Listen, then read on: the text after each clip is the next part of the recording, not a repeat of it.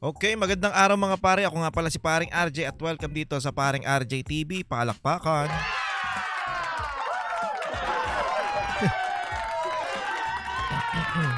Ito na nga si Marcos Jr. Susunod na bang magre-resign? Dahil nga ang bali-balita ngayon pinag-resign niya na ang kanyang mga kabinete.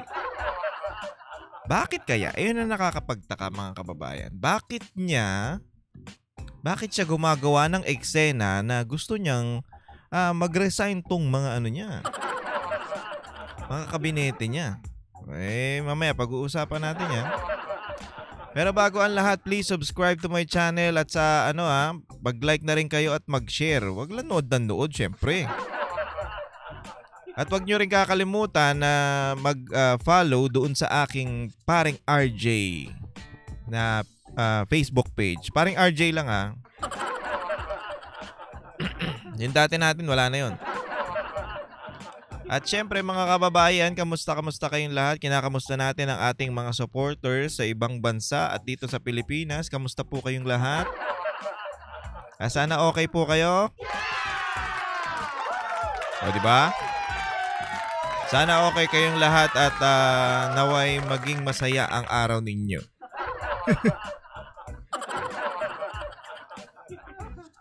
Kamusta naman at panibagong videos, panibagong banatan na naman.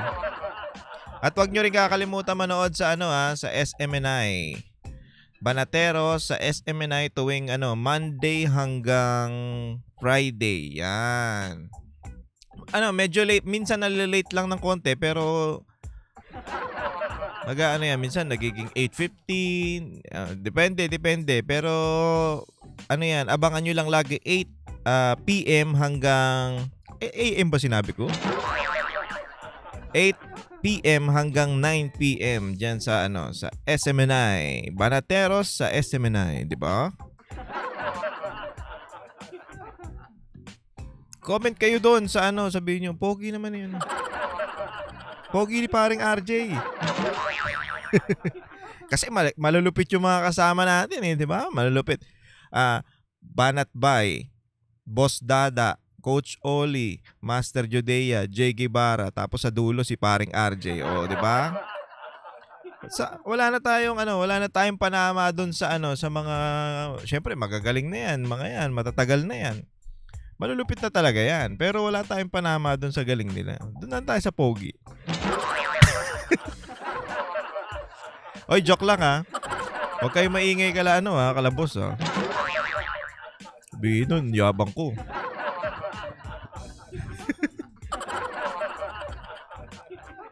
So yun lang naman ang ating Tapos na po. Joke lang. At syempre, wag natin kalimutan ng mga sumusuporta sa atin. Maraming salamat po sa mga nagko-comment, nagbabash at nagla-like ng ating video. Yung iba dyan, ewan ko mag-like naman tayo, tapos i-share natin para masaya.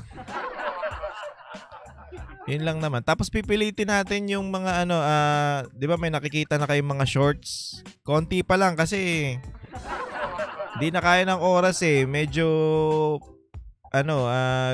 gahol na tayo sa oras kaya hindi natin ma-edit yung mga videos. Tapos minsan pagod na, hindi na talaga kaya pasensya na po, abang-abang na lang kayo dito sa aking videos. Ina-upload ko to ng 12 AM. Yan ang oras natin, Kaya yung mga nasa ibang bansa at mga nagpupuyat pa dyan, pag wala kayong ginagawa, panoorin nyo na, pagtsagaan nyo na ako. Diba? Pagtsagaan nyo na. Di na nga tayo kumikita ayaw nyo pang panoorin. Ayan nyo na, pagtsagaan nyo na lang. Wala naman kayong mapapanood ng ganyang oras ng Banateros. Ewan ko, kung meron ba? Parang wala naman. Parang ako lang nag-upload niyang ganyang oras. Kasi si Banat Bay, 7 Tapos si Boss Dada, depende sa mood niya. Si Coach Oli, parang madaling araw din yan. Parang mga 3 AM yata. Basta mga ganun Iba-ibang oras kami, kaya dire-diretso yan. Buong maghapon, buong magdamag, merong upload ang Banateros. Yan, palakpakan.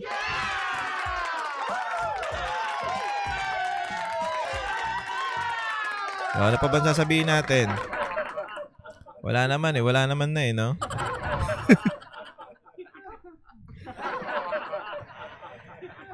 Anyway, maraming salamat sa inyong lahat at umpisa na natin tong video. Bakit ko nasabing si Marcos parang gusto nang mag-resign din. Bakit? Sa totoo lang hindi ko rin alam eh. Hindi ko rin alam kung bakit nasabi ko 'yan. Ano lang 'yan? Clickbait ba? De joke lang. Kasi syempre pinapasuko niya na yung mga ibig ko sabihin pinagre-resign niya na yung mga pinapasuko tuloy. Pinagre-resign niya na yung mga kabinete niya. Bakit niya pinagre-resign? Dahil nga gusto niya daw i-reset o gusto niyang baguhin. Alam mo sir, kahit sinong ilagay mo diyan, kahit sinong magagaling na cabinet member o mga official ang ilagay mo diyan, kung sablay ka talaga, walang mangyayari diyan. Actually si Sec Vince Dizon malupit 'yan. Pero dahil nga sa kapalpakan mo, ewan ko, depende kasi talaga yan sa leader eh. Pag magaling ang leader mo, mahahawa talaga yung nasa baba. Kasi pag sablay ang leader mo, sablay din yung nasa baba. Kasi sino bang titignan niya mga yan? Sino bang tinitingnan niya mga yan? 'Di ba? Sino man tinitignan na nasa baba? Di yung leader. Kung ang leader mo nakikita mo na magaling, hindi lutang at walang masasabi mo na hindi ibig sabihin nun, hindi siya yung hindi ko tuloy maisip yung word eh. Hindi siya kamot ulo, parang ganon. Hindi siya yung tatanga-tanga. Syempre, aayusin mo yung trabaho mo. Ay, ang galing ng leader ko. Hindi ko to pwedeng hindi ko to pwedeng sabihin ko na petiks-petiks lang ako. Kailangan galingan ko din kasi magaling siya. At mayayari ako once na magkamali ako o once na sumablay ako sa mga ginagawa ko. 'Di ba? Kasi mapapansin niya magaling siya eh. Eto, ako nagtatrabaho ako maayos tapos kayo hindi. Umalis na kayo diyan. Dapat nga hindi yung mga kabinete niya ang pinaalis niya, yung sarili niya eh. Pero parang malapit nang umalis to si BBM eh. Sana no? Kayo rin ba mga kababayan, mga pare, gusto nyo rin ba si BBM umalis na? Pumunta na ng Hawaii? Total, maganda naman daw dyan sa Hawaii. Sabi ni Coach Oli, ang ganda daw dyan. Pero lang sila daw, marami silang ang Hawaii daw pag tinignan mo daw yung mga yung mga streets nila, medyo malilito ka eh. Puro puro bowels daw. Yung kamahala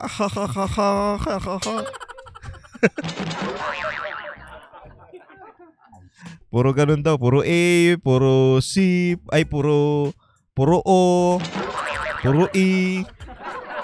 Ayan daw ang mga dyan. Kaya nakakalito daw yung mga streets dyan sa Hawaii. Baka kaya si Marcos alam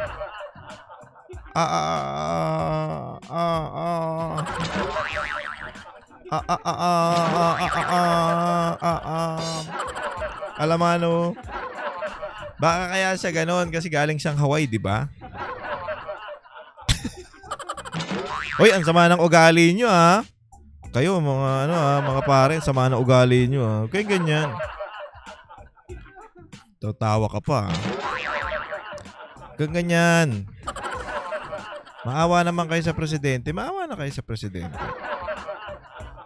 Pero mamaya sasabihin ko kung sa tingin ko lang naman kung bakit bakit siya gumagawa ng ganitong eksena. Pero panoorin muna natin tong video na to. Ivan, sino-sino na sa mga miyembro ng gabinete ang nagsumite? Ay, ang problema pa dito, 'di ba, mga niya na. Wala si Auntie Claire. Parang hindi magre-resign si Auntie Claire 'Di ba? Kasi ayan ang inaabangan ng taong bayan na yan, si Auntie Claire mawala na diyan sa sa palasyo. 'Di ba? Kasi puro kaloko. 'Di ba? Daming inis diyan eh. Kung ano-ano sinasabi, parang feeling presidente na rin eh. Kaya marami ang iisip o nag-aabang na si Auntie Claire mawawala na rin diyan. Maalis na diyan sa palace. Sa kasamaang palad wala nga po eh. Wala dun sa listahan eh. Sorry na, sad na tayong lahat. Pasensya na po. Matindi ang mukha eh. Makapal ang mukha talaga ni Auntie Claire eh. O baka ayaw ni Marcos, no? Kasi tagapagtanggol niya nga naman yan. Ang kanilang courtesy resignation. Yes, aga buo ang suporta ng mga cabinet secretaries sa utos na inilabas ni Pangulong Ferdinand Marcos Jr. na courtesy resignation para sa mga ito. Sa katunayan, sa mga oras na ito ay nasa higit 2 mga cabinet secretaries na ang nagpahayag na handa silang magbitiw sa pwesto. Kabilang sa mga nagsubmit na ng kanilang courtesy resignation si Agriculture Secretary Francisco Chu Laurel Jr. at ipapaubaya na aniya sa Pangulo ang desisyon kung tatanggalin siya sa pwesto o magpapatuloy bilang kalihim. Nagpasa na rin pati sina Finance Secretary Ralph Recto at Transportation Secretary Vince Dizon. Kasama sa mga ito si Executive Secretary Lucas Bersamin at sinabing sisimula na ang proseso ng... Pero ang problema dito, sino kaya ang iuupo niya? Ang tunog-tunugan daw si Trillanes daw eh. Pag yan, inupo mo Marcos, sobrang mo na talaga, sobrang tanga mo na talaga. Oo! Anong alam niya? Puro kaso lang ang pinagagawa niya. Kaya mo, talo nga yan sa Caloocan, no? Diba? No, sinong pipiliin nila? Si Malapitan o si Trillanes? So, pinakita na ng taong bayan na ayaw talaga nila kay Trillanes. Pero yung ibang tanga dyan, mga taga-Caloocan, si Trillanes daw ang trip. Ewan ko sa inyo. Eto si Sec Vince, magaling to. Alam nyo ba? O, i-search natin ha. Ay, wag na pala. Pero magaling yan si Sec Vince kasi yan ang ano ba tawag nun? Czar ba yun? Sec Vince Dizon. Teka lang ha. Hindi ko na Vince Dizon. Dati siyang teka lang, tingnan natin. Alam ko Czar ba yung tawag dun? Philippine Secretary of Transportation. Ayan Siya yung Action Plan. Deputy Chief Implementer of Action Plan ng COVID-19. So, malupit talaga to si Sec Vince kasi siyang Deputy Chief ng ng Task Force Against COVID-19 noong testing czar ba tawag diyan? IATF. 'Yun, di ba? Malupit 'yan. Appointed by Rodrigo, Presidential Advisor for COVID-19 Response. Tapos, ayun yung mga niya, yung mga accomplishment niya. Magaling talaga yan. Tropa yan eh. Magaling yan. Di ba siya nga lang nagsasalita nung nakaraan patungkol dyan sa mga sa mga, alam ko sa mga, ba to? Sa mga jeep. Tama ba? Secretary of Transportation. Oo, yung sa drug test. Di ba siya yan? Kasi nga, di ba naalala nyo yung nabunggong, yung naipit na parang na sandwich na sasakyan dun sa SLEX ba yun o NLEX? Basta na sandwich na sasakyan. Tapos inaano niya na magpa-drug test nga yung mga So ayan, sayang yan kung ewan ko, bahala kayo dyan. Dapat ang ilagay ni Marcos yung talagang malulupit, yung nagtatrabaho kahit hindi siya magsalita di ba? Kasi pepetex naman siya. Dapat ang ginawa niyang mga kabinete dyan, yung nanggaling kay Pangulong Duterte kasi magagaling yung mga yun eh. 'Di ba? Dapat yun ang kinuha mo para yang turnover. Nagpahayag na rin ang kahandaang magbitiw sa kanyang pwesto ang ibang mga Pero alam ko ano to natural lang daw to parang tradition daw to na nangyayari. Hindi ko alam pero parang ayun ang nakalagay dito sa aking na-research. Parang nangyayari daw talaga to. Pero tiniming nila after election. Sa social media. So, malalaman natin yan. Bakit kaya? Update ni Social Welfare and Development Secretary Rex Gatchalian, sinabing magsusumite siya ng courtesy resignation ngayong umaga. Magsusumite rin ng courtesy resignation sina Migrant Workers Secretary Hans Leo Kakdak, Budget and Management Secretary Amena Pangandaman at Department of Economy, Planning and Development o DepDev Secretary Arsenio Balisacan. Suportado rin ni na Information and Communications Technology Secretary Henry Aguda at Labor and Employment Secretary Bienvenido Laguesma ang hakbang ng Pangulo. Aga sa ngayon, patuloy nating aabangan kung kaninong courtesy resignation ang tatanggapin ng Pangulo at sino naman sa mga miyembro ng gabinete ang hindi niya tatanggapin ng courtesy resignation at magpapatuloy sa kanilang trabaho. Yan muna ang update mula dito sa Malacanang Palace. Balik sa inyo dyan, Aga. Maraming salamat. So, yun daw yun. Yung sino daw ang tatanggapin. Sana naman iiwan mo yung mga maaayos, Marcos. Ano ka ba naman? Ay, hindi. Dapat ang gawin mo, dapat hayaan mo yung mga kabinete mo na dyan, na mag-stay dyan. Tapos ikaw yung mag-resign. Kasi wala ka namang silbi. Pero presidente ka ng Pilipinas, hindi mo alam gagawin mo. Kamot ulo ka ng bagyo. Alam mo, pinaglalaroan ka lang ng mga dyan, nung iba dyan. Lalo na ni Tamba. Pinaglalaroan ka ni Tamba. Damo pa sona-sona ka pa ng pasabi-sabi ka pa sa sona mo nung flood control project na 5,500 tapos tinesting bumagyo. Bumagyo, boom. Pucha bahang Pilipinas. Pinatunayan ng langit na nagsisinungaling si Marcos Wala talaga di ba? Bakit? Totoo naman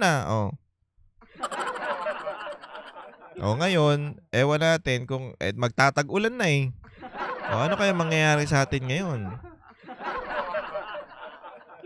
Ito yung mga nag-submit na ng kanilang courtesy resignation. Ay putya. May nakita akong kakaiba. Executive Secretary Lucas Bersamin, Finance Secretary Ralph Recto, dapat mawalis na rin yan. Eto, Interior Secretary, maalis na rin sana yan. Tanggalin mo na yan. Nilaglag ka niyan diba? Kasi sabi ni group effort daw. Nilaglag ka niyan Si Boying, alisin mo na rin yun. Buisit na yun. Agriculture Secretary Francisco Tuy Laurel. Tapos ito, Transportation Secretary Vince Dizon. Budget Secretary Pangandaman. Ayun ko, hindi ko mabasa Teka, lakihan ko nga. Wait lang. Makita sorry na. Tourist Secretary Cristina Frasco. Ito yung Ayun, Love the Philippines ba yun? Ayan yata yun di ba? Tapos binatikos. Social Welfare Secretary Rex Gatchalian, DICT parang wala na rin kayong silbi Ano ba ang trabaho ng DICT? Check natin ulit Pasensya na, hindi ako naka-ready dito sa mga na to. DICT. ACT jurisdiction. Tama ba? Ay, ba't wala? DICT. Department of Information. Di ba sila yung nag-implement nung tawag dyan? Nung registration ng SIM card. Pero ba't dami pa rin scammer? Diba? Dapat pag halimbawa, may nang scam sa'yo na na number, dapat pag ni-report mo yun sa police, automatic na yun mahuhuli, diba? Ewan ko sa inyo. Mabuti na lang umalis ka na rin dyan. Migrant Worker Secretary Hans Leo Kakdak. NADA Secretary. Ano to? Balisakan. Solicitor General. Ito si Minardo Guevara. Nakilala natin to dahil dun sa hindi niya sinuportahan yung ano. Alam niyo na yun. Yung ano. Ito, PCO Secretary JB Ruiz. Tapos MMDA Chairman Don Aris. Ewan ko Ba't wala si Claire?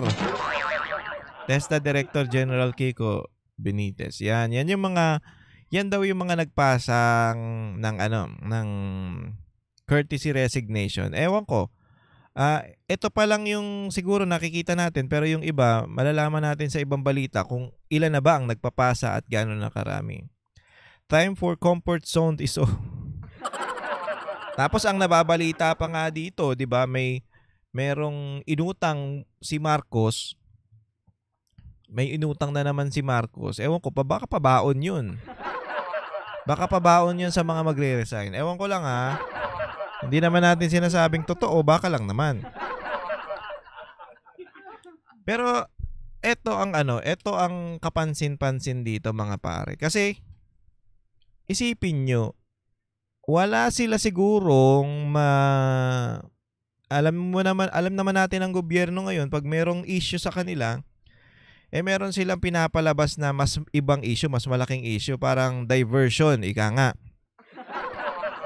So, wala silang mapalabas na diversion ngayon kasi nga, nagiinit na si VP Sara, di ba? Lumalala na yung issue about impeachment kasi nga nagsalita si VP Sara about yung bloodbath nga. Gusto niya nang i-hearing siya ng impeachment para magkaalaman na. Tapos naglabas ngayon si Marcos ng podcast na kunwari humble siya na talagang ang gobyerno ay hindi talaga namin nagawa. Marami pang kulang, pero meron kaming mga malalaking project na ginagawa. So, ganoon. Tapos open ako na makipag-ayos sa mga Duterte. O, di ba? Ayun ang lumabas ngayon. Nakita ng taong bayan na medyo katarantaduhan yung ginagawa niya. Hindi umubra. Andun pa rin kasi yung issue ng sa Comelec Alam niyo naman yung issue ng Comelec ngayon. Di ba? Malaki talaga. Biruin mo yung sa Duterte, 3 lang nakapasok. Tapos yung sa absentee vote ng mga opisya ay mga sundalo, police, mga teachers, basta yung mga hindi makakaboto ng May 12, ang lumabas na panalo yung Duterte, 'di ba? Number pa nga si Pastor number 10 si Attorney Vic, hindi ko alam number ba siya? Number 6 o number 8. Tapos yung iba, basta Duterte, pumasok ang Duterte. Pumasok pa nga si Hunasan tsaka si Kerubin Tapos yung mga nakapasok na iba, yung sa national election o yung masasabi natin na yung May 12 election, wala doon, nasa baba. So kasi ang nire-represent ng absentee votes, buong Pilipinas na rin yan So parang nagre-reflect yan sa buong Pilipinas kung ano yung lumabas sa absentee votes, yun na yung talagang pwedeng maging resulta ng sinong mananalo ng May 12. Ngayon nagkaroon ng anomalya. Kaya yan, yung issue ng Comelec hindi pa matabon-tabunan kahit anong ginawa ni Marcos, kahit nagpa-podcast pa siya. Puro ang daming alam ko nagpasa na rin ng reklamo si Mayor Rama ng Cebu 'di ba? Patungkol diyan dun sa sa anomalya nga niyang Comelec na yan. Ayun na nga nangyari. Eto naman ngayon bigla siyang nagsalita ng ganito. Yung patawa-tawa nga siya kung nakita niyo yung video na yon na palitan na natin. Meron pa ba laman ng kabinete ko? Gumagano'n pa eh. Meron yan laman. Ikaw lang ang walang ano. Ikaw lang ang walang laman. Ay, hindi ko na. Hindi naman sa walang power ba? Walang political will. Ayun, masasabi natin. Ikaw walang political will. Meron yung mga kabinete mo, pero ikaw walang political will.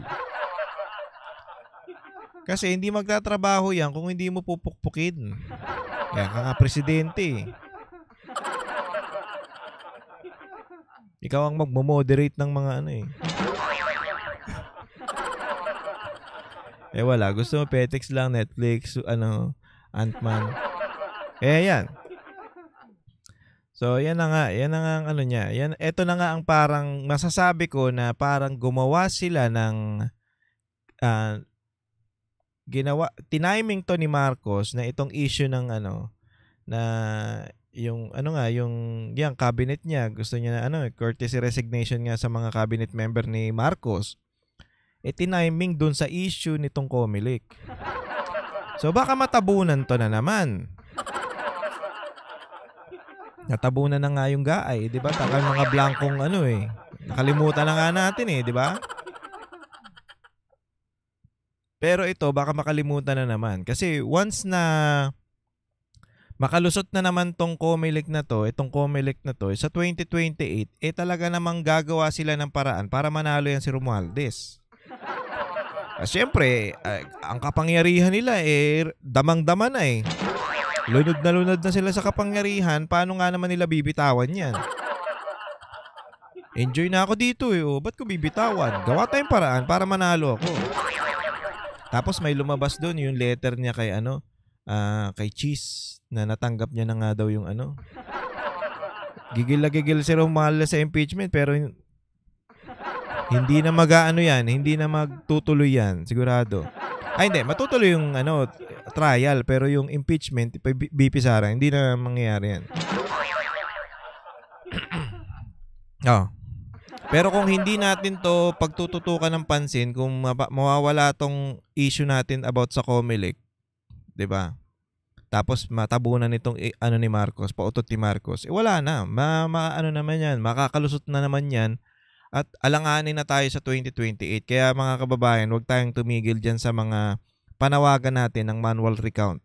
Hindi naman natin kailangan naka-move on na tayo about dun sa pagkatalo ng mga Duterte na questionable pagkatalo. Okay na yun, walang problema na sa atin yun. Nanalo na sila, nakaupo na sila, okay. Ang point na lang natin dito is sana magkaroon ng credibility yung COMELEC para sa susunod na election. Kasi sa presidential election, malala yan. Marami tayong iboboto dyan. May kapitan, may may senador, meron pang yung sa local, yung mga konsehal ng barangay, tapos vice president, presidente, malala talaga yan. Ayan ang pinakamainit na election, pag presidential election, mainit talaga yan. Ngayon, baka makalusot tong pandaraya nila o yung mga ginagawa nilang hocus-pocus niya ni George Garcia. Baka mamaya, makalingat lang tayo, wala na naman, ganyan na naman. Nang sasabihin nila, nangyari na yan nung last election na-delay ng 2 hours natural lang talaga yan. So, mahirap na. Baka mamaya, wag naman sana, pagtakbo ni BP Sara matalo. Sino kaya ang alam nyo, sino kaya ang pwedeng maging BP ni Sara Duterte? No? Pwedeng si Senator Bongo. Uy!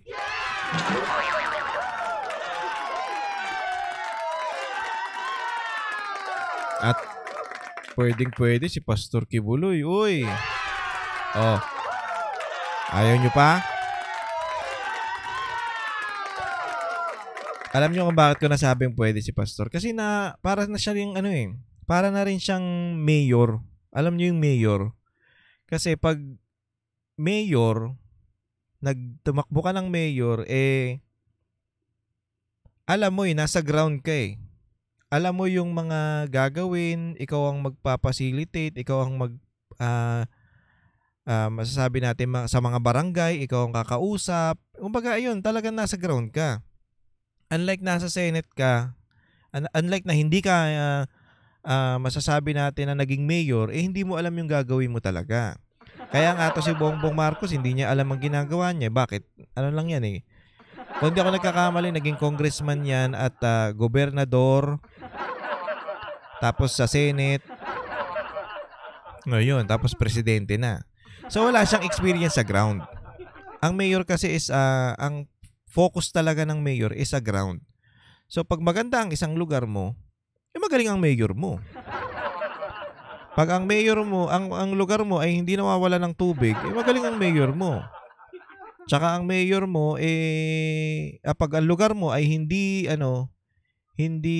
nangangamoy basura, magaling ang mayor mo. Kaya nga alam nyo, pwede rin talaga maging vice president o kaya maging vice president si paring Yorme. Pero palagay ko hindi natatakbo muna yun. Tapusin niya muna siguro yun sa Maynila. Kasi 3 terms eh. Ang nangyari kasi nung last election, 2022, si Marco, si Isko is unang term niya pa lang sa Maynila, 3 taon, marami na siyang nagawa kung tutuusin. Tapos yung after noon, tumakbo na siya ng pagka-presidente.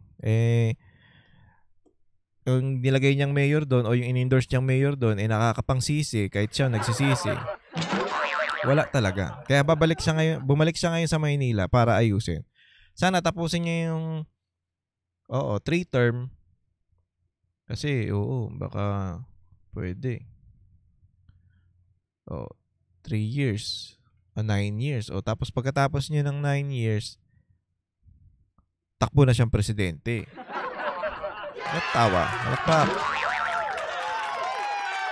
Pag nangyari yun, duda pa ba tayo?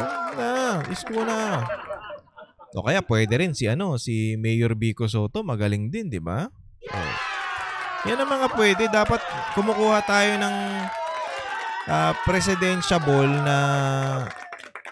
na naging mayor. Tapos yung basihan natin para ipanalo siya sa pagka-presidente yung lugar, kung naging maayos yung lugar nung siya nakaupo.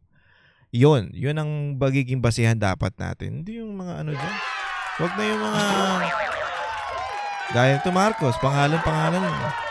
Wala naman nagawa. So yan, parang ito ang diversion nila para doon sa election, para doon sa COMELEC anomalya. Anomalya sa COMELEC. Ito yun. Ito yung marang magiging diversion nila. Sana wag tayo magpadala sa mga pakulo nito mga kababayan. Baka magpadala na naman kayo. Magpadala na naman kayo sa galit nyo dahil si Auntie Claire ay hindi magre-resign. So yun. Chill lang tayo. At least nakapwesto na yung mga yung mga Duterte sa yung Duterte block diyan sa Senado. At least kahit papaano medyo maluwag na yung paghinga natin. Medyo hindi na tayo kakaba-kaba na ma-impeach si BP Sara. Anyway mga kababayan, mga pare, mga banateros, hanggang dito na lang ang ating video. Kita-kits po ulit tayo next time dito lang sa paring RJTV. Mga ganun pa yun, Maraming salamat po sa inyo. Ingat po kayong lahat and God bless you all. Bye-bye.